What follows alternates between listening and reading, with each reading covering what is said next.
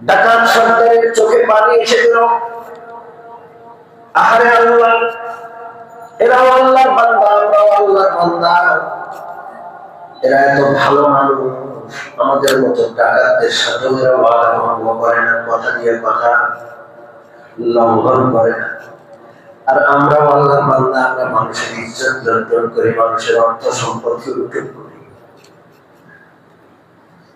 চোখের পানি ছেড়ে দিয়ে কাঁদছে ডাকাত সন্তান। অন্যান্যদের চোখের পানি তাকায় দেখে অন্যরাও কাঁদছে। বললেন, আমরা আর টাকা কি করবো না হুজুর, আমাদেরকে তওবা করেন। সাথে সাথে হুজুরের হাতে হাত দিয়ে তওবা করে নিল। আল্লাহ, আমরা তো মুসলমান, আমরা তো এই জাতি,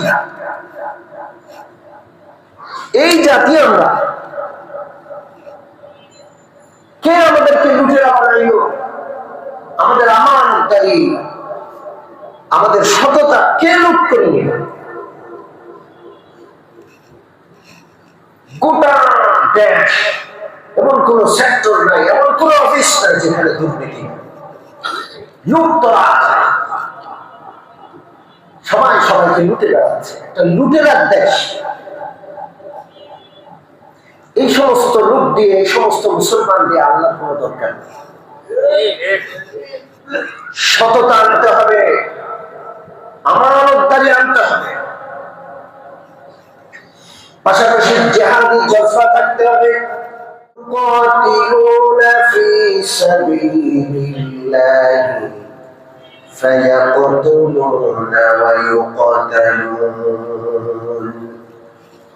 বান্দারা জান মাল নিয়ে আল্লাহর রাস্তায় জিহাদ করবে, তারা মারবে মরবে। ফায়াকতুলুনা ওয়া ইউকাতালুন, মারবে মরবে। রক্তের এই খেলা আল্লাহর কাছে বড় পছন্দ। মারাও পছন্দ, মরাও পছন্দ। আমরা অনেক সময় মরাকেও পছন্দ মনে করি। মুসলমান মরলেও লাভ, মুসলমানের লস নাই, বেঁচে থাকলেও লাভ, মরলেও লাভ, মানলেও জান্নাত, মরলেও জান্নাত।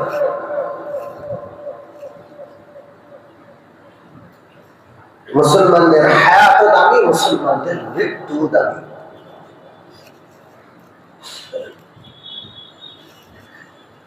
সম্মানিত মুসলিয়ানে কেরাম, এই যে কথাটা, এটা শুধু কোরআনের না, ওয়াদান আলাইহি হাক্কান ফিত তাওরাতি ওয়াল ইনজিলি ওয়াল কুরআন।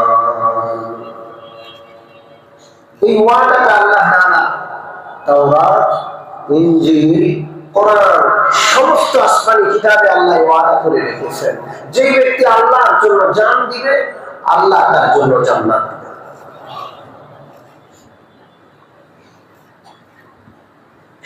এবং এই বেচা কেনায় যে যত সফল, আল্লাহ বলেন ফাস্তাবশিরু, তোমরা সুসংবাদ গ্রহণ করো।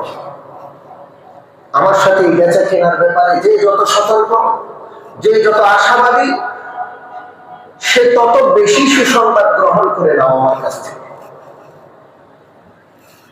সম্মানিত মুসলিয়ানে কেরাম, আজকে ইসলামের এই বিধান ব্যক্তিগতভাবে, সামাজিকভাবে, রাষ্ট্রীয়ভাবে, আন্তর্জাতিকভাবে ছেড়ে দেওয়ার কারণে আমাদের গোটা বিশ্বব্যাপী দুরবস্থা। একটা ইসরায়েল আরব বিশ্বকে অশান্ত করে রেখেছে। যেখানে ইচ্ছা সেখানে আক্রমণ সে করে দিচ্ছে, তার কোনো বিচার নাই, তার কোনো নিয়ম কানুন নাই। ইরান একটা স্বাধীন রাষ্ট্র, কোনো বলা নাই কওয়া নাই। ইরানের উপর হঠাৎ করে আক্রমণ, কয়েকশো বিমান নিয়ে ইরানের পরমাণু বিজ্ঞানীদেরকে হত্যা করেছে। ইরানের সামরিক বড় বড় নেতৃবৃন্দকে অল্প সময়ের ব্যবধানে একই রাতে হত্যা করেছে। কোনো বিচার নেই, জোর জার রাজ্য। এক ইসরায়েল মনে চাইল ইরানের উপর আক্রমণ করলো, মনে চায় সিরিয়ার উপর আক্রমণ, মনে চাইলে জর্দানের উপর আক্রমণ, মনে চাইলে ইয়ামানের উপর আক্রমণ, যেখানে ইচ্ছা যেভাবে ইচ্ছা সে আক্রমণ করে বেড়াচ্ছে। একটা পাতলা ঘোড়া, পাতলা কুত্তা, তাকে কেউ কিছু বলার নাই, বরং তারে হাওয়া দেওয়ার মতো বড় বড় পরাশক্তিগুলো আছে যারা তাকে হাওয়া দিচ্ছে। তাকে সেভ করার নামে বড় বড় পরাশক্তিগুলো পাল্টা আক্রমণ করছে।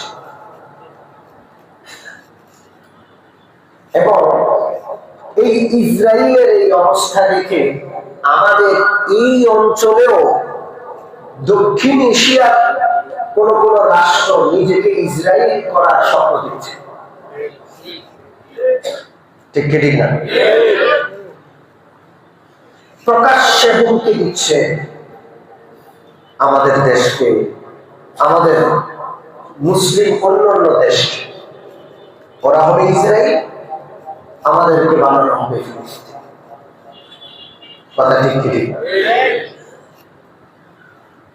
আল্লাহর রাস্তায় জিহাদ, এটা শুধু আল্লাহর পছন্দের আমল তা নয়, এটা শুধু জান্নাতের সওদা। আমাদের সাথে আমাদের জান্নাতের বিনিময় জান্নাত, শুধু এটা নয়, এটা দুনিয়াতে ইজ্জত সম্মানের মাপকাঠি।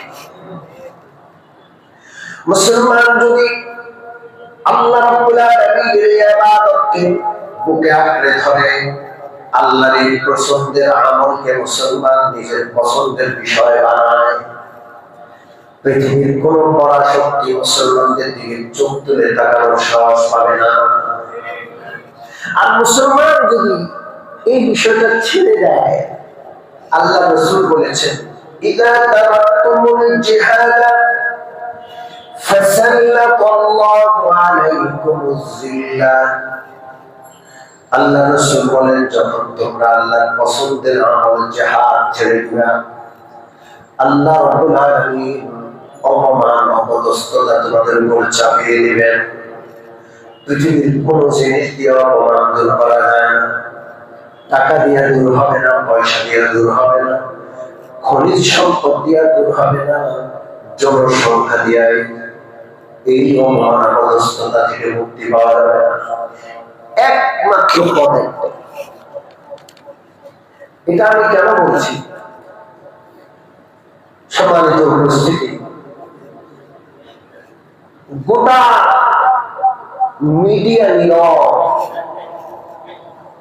অথচ আমাদের পার্শ্ববর্তী রাষ্ট্রে মুসলমানদের উপর বুলডোজার চালানো হচ্ছে,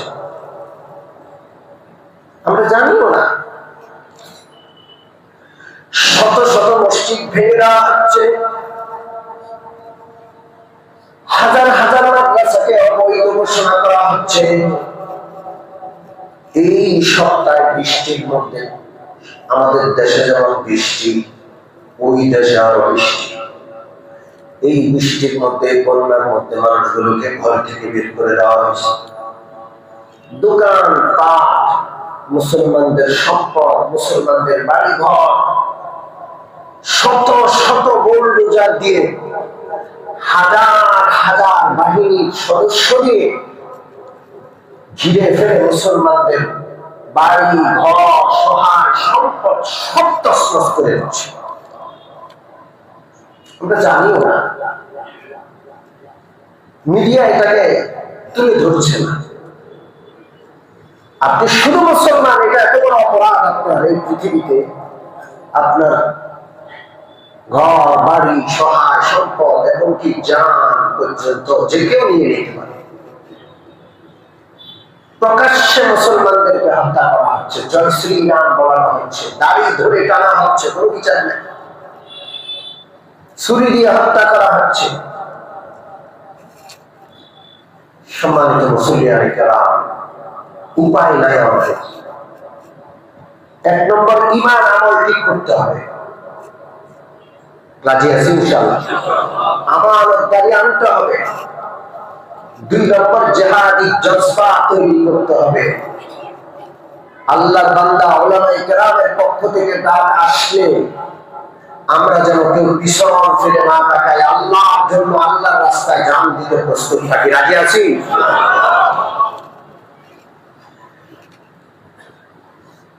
আমানতদারি কেমন হবে?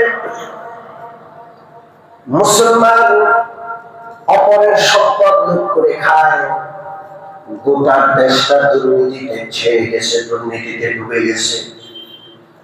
ভালো মানুষ নাই বললেই চলে, শতকরা একজন মানুষের লেনদেনও ঠিক নাই, আমানতদারি নেই।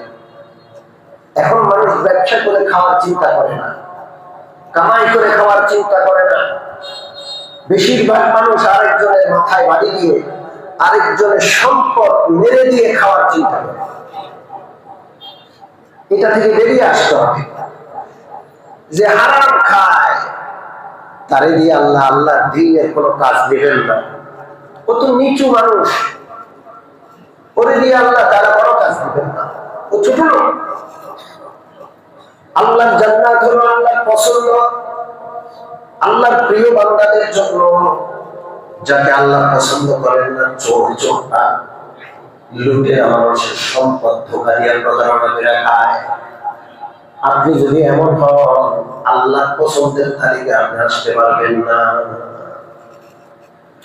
মুসলমান তো এমন ছিল যে মুসলমান ডাকাতের সাথেও আমানতদারি রক্ষা করতেছে।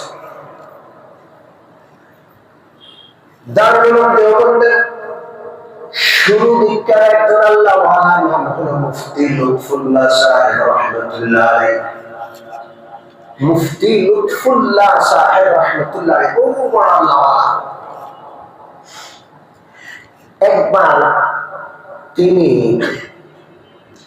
তার পরিবার সহ, পরিবারের মস্তুরাত নারীদের সহ তিনি সফরে যাচ্ছেন। কোথায়?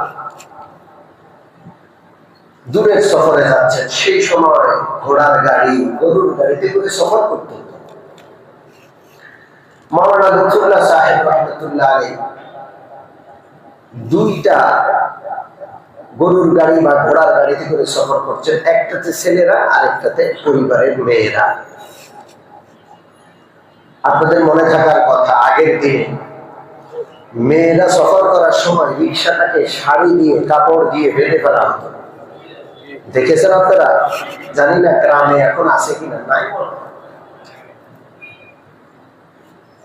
তো ওই ঘোড়ার গাড়িটাকে কাপড় দিয়ে মোড়ানো, যেটার মধ্যে নারীরা। তো পথে ডাকাত অপেক্ষা করছে, ডাকাতি করবে। ডাকাত যখন দেখলো যে দুটা গাড়ি আসছে, একটার মধ্যে পুরুষ, একটার মধ্যে নারী, ডাকাতরা মনে মনে খুশি। নারীদের কাছে সোনা দানা থাকে। ঠিক যখন ডাকাতরা যেখানে সেখান দিয়ে গাড়িটা যাচ্ছে, পথ রোধ করলো, ডাকাত দল ঘেরাও করে ফেললো, সর্দারের হাতে তরবারি, ঘোষণা করলো যে শোনো, আমরা ডাকাত, এখানে নারীও আছে, পুরুষও আছে, তোমাদের সমস্ত সম্পদ আমরা লুট করবো, তোমাদের নারীদের ইজ্জত লুট করবো। মাওলানা লুৎফুল্লাহ সাহেব রাহমাতুল্লাহ আলাইহি ঘোড়ার গাড়ি থেকে নামলেন, ডাকাত দলের সর্দারকে সালাম দিয়ে কথা বললেন। তোমরা কি চাও? টাকা পয়সা, সোনা দানা? আমি কথা দিচ্ছি, আমাদের কাছে যত সম্পদ আছে সব তোমাদের হাতে দিয়ে দিব। খবরদার, আমার একটা শর্ত, নারীদের কাছে তোমরা যাবা না, ওদের ওখানে যাবা না, তোমরা ওদের ইজ্জতে হাত দেওয়া দূরের কথা, ওদের ওই দাঙ্গার কাছেও যাবা না। ডাকাত সর্দার হুজুরের চেহারার দিকে তাকাইয়া বলল যে ঠিক আছে, আমাদের টাকা পয়সা, সোনা দানা, তাই আসল উদ্দেশ্য সেটা দিয়ে দিলে আমরা আর যাব না। মাওলানা লুৎফুল্লাহ সাহেব নারীদেরকে বললেন, তোমাদের যার কাছে যা আছে, সোনা দানা, কানের, নাকের, হাতের বালা, সব খুলে দিয়ে দাও। গলার মালা, গলার হাত, নারীগণ সবগুলো খুললো। খুলে একটা রুমালের মধ্যে রেখে মাওলানা লুৎফুল্লাহ সাহেব রাহমাতুল্লাহ আলাইহির হাতে দিয়ে, তিনি সোনা দানা নিজের পকেটে যত টাকা ছিল সবগুলো সেখানে রেখে ডাকাতদের হাতে রুমাল সহ দিলেন যে নাও, যা আমাদের কাছে ছিল সব দিলাম। ডাকাত দলতে মহা খুশি যে এতগুলো তো আমরা সাধারণত অনেকগুলো গাড়ি ডাকাতি করেও পাই না, এটা সব দিয়ে দিচ্ছে, নিশ্চয়ই এটা সত্যবাদ। ছেড়ে দিল, তারা চলে যাচ্ছে। কিছু দূর যাওয়ার পর নারীদের ঘোড়ার গাড়ি থেকে আওয়াজ আসলো যে বাবাজান একটা ভুল হয়ে গেছে, আমার হাতের একটা রিং, একটা আংটি ভুলে দেওয়া হয়নি, সেটা রয়ে গেছে। সব দিয়ে যেটা আপনি বলছেন সব দিচ্ছি, কিন্তু একটা আংটি একটা রিং রয়ে গেছে ভুলে। মাওলানা লুৎফুল্লাহ সাহেব রহমতুল্লাহ গাড়ি থামালেন, রিংটা নিলেন, ওদেরকে দাঁড় করায় নিজে পিছনের দিকে ছুটলেন। ডাকাত দল আবার হুজুর আসছেন এটা দেখে ভয় পেয়ে গেল, না জানি কোনো সমস্যা হয়েছে। তারপরও তারা সাহস করে আগায় গেল। কি হয়েছে? বলে যে দেখো, তোমাদেরকে ওয়াদা দিয়েছিলাম সোনা দানা টাকা পয়সা যা আছে সব তোমাদের হাতে দিব। একটা রিং ভুলে রয়ে গেছে আমার কন্যার হাতে, সেটা আমাকে জানানোর পর আমি সেটা নিয়ে আসছি। ডাকাত সর্দারের চোখে পানি এসে গেল। আহারে আল্লাহ, এরাও আল্লাহর বান্দা, আমরাও আল্লাহর বান্দা, এরা এত ভালো মানুষ, আমাদের মতো ডাকাতদের সাথে এরা ওয়াদা ভঙ্গ করে না, কথা দিয়ে কথা লঙ্ঘন করে না। আর আমরাও আল্লাহর বান্দা, আমরা মানুষের ইজ্জত লুণ্ঠন করি, মানুষের অর্থ সম্পত্তি লুণ্ঠন করি। চোখের পানি ছেড়ে দিয়ে কাঁদছে ডাকাত সর্দার। অন্যান্যদের চোখের পানি তাকায় দেখে অন্যরাও কাঁদছে। বললেন আমরা টাকা কি করবো না হুজুর, আমাদেরকে তওবা করেন। সাথে সাথে হুজুরের হাতে হাত দিয়ে তওবা করে নিল। আল্লাহ, আমরা তো মুসলমান, আমরা তো এই জাতি, এই জাতি আমরা। কে আমাদেরকে লুটেরা বানাইল? আমাদের আমানতদারি, আমাদের সততা কে লুট করে নিল? গোটা দেশ এমন কোন সেক্টর নাই, এমন কোন অফিস নাই যেখানে দুর্নীতি লুটতরাজ। সবাই সবাইকে লুটে বেড়াচ্ছে, একটা লুটেরার দেশ। এই সমস্ত লুট দিয়ে, এই সমস্ত মুসলমান দিয়ে আল্লাহর কোনো দরকার নেই। সততা আনতে হবে, আমানতদারি আনতে হবে, পাশাপাশি জিহাদি জজবা থাকতে হবে। দারুল উলুম দেওবন্দের দ্বিতীয় মুফতি শাহ রফিউদ্দিন রহমাতুল্লাহ আলাইহি হজ পালন করার জন্য মক্কা শরীফে গেলেন। মক্কা মুকাররমায় দীর্ঘদিন থাকলেন। মনে মনে চিন্তা করলেন, কাবা ঘরের চাবি যাদের কাছে তাদের সাথে একটু দেখা করা লাগবে।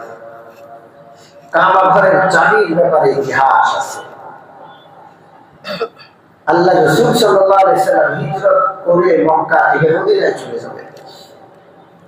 শেষ মুহূর্তে মনে জাগলো, আহারে এই কাবা ঘরের প্রতিবেশী ছিলাম, এখন চিরতরে ছেড়ে চলে যাব, না জানি আবার কবে আসবো, কবে আসতে পারবো।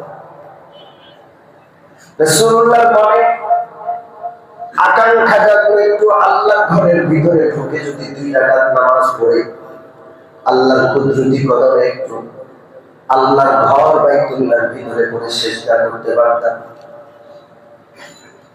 চাবি ছিল বনু সাইবার নেতা উসমান ইবনে আবি তালহার কাছে।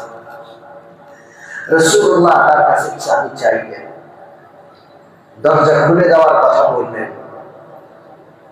উসমান ইবনে আবি তালহা আল্লাহ রাসূলকে আল্লাহর ঘরে প্রবেশ করতে বাধা দিল, রাসূলুল্লাহকে বাইতুল্লাহ প্রবেশ করতে বাধা দিল এবং খুব তাচ্ছিল্য করল। হাতে চাবি, খুব তাচ্ছিল্য করলেন। আল্লাহর হাবিব সাল্লাল্লাহু আলাইহি ওয়াসাল্লাম মুস্কি হেসে শুধু বললেন, উসমান ইবনে আবি তালহা, আজকে তোমার হাতে চাবি, একদিন হয়তো আল্লাহ তাআলা এই চাবি আমি মুহাম্মদুর রাসূলুল্লাহর হাতে দিবেন, সেদিন কেমন হবে? উসমান ইবনে আবি তালহা মনে কথাটা রেখাপাত করে গেল যে এই লোক কখনো মিথ্যা কথা বলে না, তার কোনো কথা কখনো মিথ্যা হয় না, যেহেতু বলে ফেলছে এই চাবি একদিন তার হাতে চলেই যাবে। মনে দাগ কেটে গেল। আল্লাহর হাবিব সাল্লাল্লাহু আলাইহি ওয়াসাল্লাম হিজরত করে মক্কা মুকাররমা থেকে মদিনায় চলে গেলেন। দীর্ঘ 8 বছর পর আল্লাহ রাব্বুল আলামিনের হুকুমে মক্কা বিজয়ের জন্য আল্লাহ রাসূল মক্কা আগমন করলেন। মক্কা বিজয় অভিযান। আল্লাহর হাবিব সাল্লাল্লাহু আলাইহি ওয়াসাল্লাম বিনা যুদ্ধে, বিনা রক্তপাতে পৃথিবীর সবচাইতে বড় জয় আর বিজয় করলেন। কুদরতকার বিনা রক্তপাতে। আল্লাহর হাবিব সাল্লাল্লাহু আলাইহি ওয়াসাল্লাম মক্কা জয় করার পর কাবা ঘরের চাবি নবীজির হাতে। আল্লাহ রাসূল সাল্লাল্লাহু আলাইহি ওয়াসাল্লাম চাবিটা নিয়ে এভাবে করছেন আর বলছেন, ওসমান, আমি কি বলেছিলাম এই চাবি একদিন আমার হাতে হবে? ওসমান বলে, হ্যাঁ আপনি বলেছেন। বলেছে, তুমি মন্তব্য করো, কি বলতে চাও? আপনি যেদিন বলেছেন সেদিনে আমি বিশ্বাস করে ফেলেছি এটা একদিন না একদিন ঘটবে, আর আজকে সেটা ঘটেছে আমার চোখের সামনে, গোটা মক্কা হাজার হাজার মানুষের চোখের সামনে। এই সত্য দেখে আপনার ভবিষ্যৎবাণী আল্লাহ সত্য পরিণত করেছেন। অতএব আপনার কালিমা, আল্লাহর কালিমা পড়ে আমি মুসলমান হচ্ছি। লা ইলাহা ইল্লাল্লাহ মুহাম্মাদুর রাসূলুল্লাহ। আল্লাহর হাবিব সাল্লাল্লাহু আলাইহি ওয়াসাল্লাম চাবিটা হাতে নিয়ে তুলে ধরলেন আর বললেন, উপস্থিত সাহাবীরা, এটা পবিত্র কাবা ঘরের চাবি। এতদিন পর্যন্ত বনু সাইবা গোত্রের কাছে চাবি ছিল, এখন আল্লাহ তাআলা আমার হাতে দিলেন, আমি আবার বনু সাইবা গোত্রের হাতে দিচ্ছি। কিয়ামত পর্যন্ত এই চাবি বনু সাইবা গোত্রের কাছে থাকবে, কেউ এটাকে নিতে পারবে না। যদি কোনো রাজা বাদশাহ কোনো স্বৈরাচারী এই চাবি নিয়ে যায়, তাহলে সে সারা পৃথিবীবাসীর সামনে জালেম হিসাবে গণ্য হবে। সেই থেকে বনু সাইবা গোত্রের নেতা যিনি হন, তার হাতে চাবি এখনো। কাবা ঘরের চাবি বাচ্চারাও কাবা ঘরে ঢুকতে চাইলে তাদের কাছে বলে, তাদের সময় নিয়ে তাদের কাছ থেকে চাবি নিয়ে তাদের মাধ্যমে কাবা ঘরে প্রবেশ করে। হযরত শাহ রফিউদ্দিন রাহমাতুল্লাহ আলাইহি মক্কা নগরীতে পবিত্র হজ পালন করার পর তিনি দারুল দেওবন্দের দ্বিতীয় মুহতামিম তিনি হয়ে গেলেন। কিছুদিন মনে মনে চিন্তা করলেন, কাবা ঘরের চাবি যাদের কাছে, তাদের সাথে সাক্ষাৎ করব। দেখা হলো, সাক্ষাৎ হলো, হাদিয়া বিনিময় হলো। হাদিয়া দিলেন, সম্পর্ক তৈরি করলেন, গভীর সম্পর্ক হয়ে গেল। অল্প দিনের মধ্যেই যাওয়া আসা, মেহমানদারি। শাহ রফিউদ্দিন রাহমাতুল্লাহ আলাইহি মক্কা নগরী থেকে বিদায় নিয়ে আবার হিন্দুস্তানে চলে আসবেন। যখন বিদায়ী সাক্ষাৎ করতে গেলেন, তারাও কাঁদে, শাহ রফিউদ্দিনও কাঁদেন। কাবা ঘরের চাবিধারী ব্যক্তি জিজ্ঞেস করে, হুজুর আপনার কি খেদমত করতে পারি? কোন সেবা, কোন খেদমত যদি হয় বললে ভালো হয়, আমরা ধন্য হব। আপনি দেওবন্দের মোকামে কি খেদমত করতে পারেন? শাহাবুদ্দিন বললেন একটা খেদমত আছে, যদি উপকার করতে চান একটা উপকার আছে, একটা আমানত দিতে চাই, সে আমানতটা গ্রহণ করতে পারলে আমি বড় উপকৃত হব। জিজ্ঞেস করলেন কি আমানত? তিনি বললেন এই চাবি আপনাদের কাছে আছে, থাকবে কিয়ামত পর্যন্ত। এই চাবি দিয়ে আপনারা তালা খুলে দিবেন। কিয়ামতের আগে হযরত ইমাম মাহদী আসবেন, আপনাদের দরজা খুলে দেওয়ার পরে তিনিও আল্লাহর ঘরে প্রবেশ করবেন। এই চাবি আপনাদের ওখান পর্যন্ত যাবে। এই চাবির পাশাপাশি আমি একটা আমানত দিতে চাই। সেই আমানতটা হলো এই কথা বলে তিনি একটা তরবারি দিলেন আর বললেন ইমাম মাহদীর কাছে এই আমানত তরবারিটা পৌঁছান। কারণ আমি জাগ্রত অবস্থায় স্বপ্নে সর্বসময় স্বপ্নে দেখি আমি ইমাম মাহদীর জাহাজে অংশগ্রহণ করব।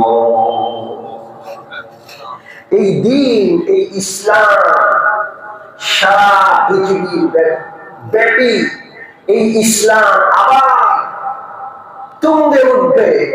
এই ইসলামের বোলবালা হবে। পৃথিবীতে আর কোন ধর্মের অস্তিত্ব থাকবে না, থাকবে একমাত্র কি যত পারমাণবিক শক্তিধর হোক না কেন, যত অস্ত্রধারী হোক না কেন, যত মানব প্রশিক্ষিত সেনাওয়ালা হোক না কেন, সব শেষ হবে। ইমাম মাহদী আসবেন, জিহাদ হবে, দাজ্জালের বিরুদ্ধে যুদ্ধ হবে, লক্ষ লক্ষ লোক মারা যাবে, শহীদ হবে, কিন্তু আবার ইসলাম কায়েম হবে। কেউ ঠেকায় রাখতে পারবে না। হুয়াল্লাযী أرسل رسوله بالهدى ودين الحق ليظهره على الدين كله وكفى بالله شهيدا। আল্লাহ সাক্ষী দিচ্ছেন, কাফা বিল্লাহি শাহীদা, আল্লাহ সাক্ষী হিসেবে যথেষ্ট। আল্লাহ বলছেন আমি রাসূলের মাধ্যমে যে দ্বীন পাঠাইছি, লিইউযহিরাহু আলা দ্বীনি কুল্লি, আমার দ্বীন পৃথিবীর সমস্ত তন্ত্র মন্ত্র অথবা ধর্মের উপর গালেব হবে, বিজয়ী হবে। আমি আল্লাহ বিজয়ী করব, আমি সাক্ষী দিচ্ছি। আল্লাহ মুসলমানদেরকে হত্যা করে, মুসলমানদের জান মাল ধ্বংস করে, মুসলমানদের বাড়ি ঘর ধূলিসাৎ করে, মসজিদগুলো ধ্বংস করে কোন লাভ নাই। বিজয়ী ধর্ম কিয়ামতের আগে ইসলাম। আগামী শতাব্দী, আগামী পৃথিবীর মুক্তির একমাত্র সমাজ ইসলাম।